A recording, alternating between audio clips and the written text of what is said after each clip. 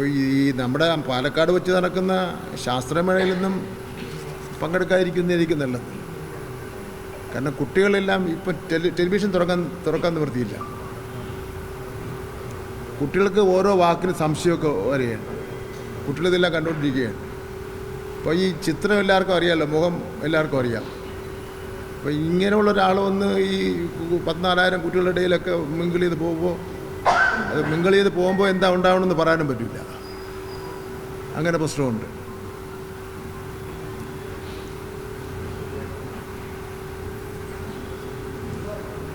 ഈ BJPയുടെ സംസ്ഥാന പ്രസിഡന്റ് രാജീവ് ചന്ദ്രശേഖരൻ ഒരു അബദ്ധം എന്ന് പ്രഖ്യാപിച്ചിട്ടുണ്ട്. ഈ ആഗോള അയ്യപ്പ സംഗമം അവിടെ സന്നിധാനത്ത് നടക്കാൻ വേണ്ടി പോവുകയാണല്ലോ.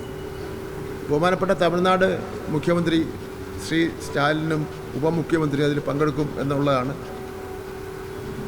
കേരളത്തിലെ മന്ത്രി ബാസവൻ ചെന്ന് വിളിച്ചപ്പോൾ അവർ വരാൻ സമ്മതിച്ചിട്ടുണ്ട്. ഇപ്പോൾ രാജീവ് ചന്ദ്രശേഖരൻ പറയുന്നത് അവരെ തടയുമെന്നാണ്. എനിക്ക് തോന്നുന്നത് രാജീവ് ചന്ദ്രശേഖരൻ സ്വപ്നം കണ്ടതായിരിക്കും. സ്വപ്നം കാണുമെങ്കിൽ മാത്രമേ ഇത് പറയാൻ വേണ്ടി പറ്റുള്ളൂ. അല്ലാതെ യഥാർത്ഥത്തിൽ ഉള്ള ഒരു മനസ്സിൽ അദ്ദേഹത്തിന് പറയാൻ കഴിയില്ല. കേരളത്തെക്കുറിച്ച് രാജീവ് ചന്ദ്രശേഖരന് യഥാർത്ഥത്തിൽ ഒരു ചുക്കും അറിയില്ല.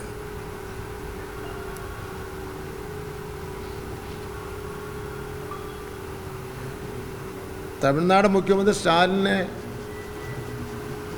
അയ്യപ്പ സംഗമത്തിനായി കേരളത്തിലേക്ക് ഇടതുപക്ഷ ജനാധിപത്യ മുന്നണി ക്ഷണിച്ചിട്ടുണ്ടെങ്കിൽ അതിന് എല്ലാ സംരക്ഷണവും കൊടുക്കാനുള്ള ധൈര്യവും ശേഷിയും ഉള്ള മുഖ്യമന്ത്രി തന്നെയാണ് കേരളം ഭരിക്കുന്നത്. അതിനൊന്നും ഒരു ഉത്കണ്ഠയും ചന്ദ്രശേഖരൻ പെടുത്തേണ്ട കാര്യമില്ല.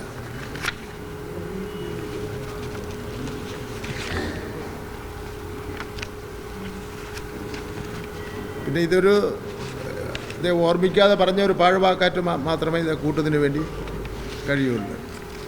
അതല്ലെങ്കിൽ പിന്നെ അദ്ദേഹത്തിന് ഒരു കലാപം ശബരിമല കഴിഞ്ഞ മുമ്പ് ശബരിമലയിൽ ഉണ്ടായതുപോലെ ഈ വരാൻ പോകുന്ന തദ്ദേശ സ്വയംഭരണ സ്ഥാപനങ്ങളുടെ തിരഞ്ഞെടുപ്പിൽ ഈ ഈശ്വര വിശ്വാസവുമായി ബന്ധപ്പെട്ടൊരു കലാപം ഉണ്ടാക്കി പിന്നെ അതിൽ നിന്നും വല്ല മുതലെടുക്കാൻ വേണ്ടി പറ്റുമോ എന്നായിരിക്കും ഒരു വിഷയം നോക്കുന്നത്.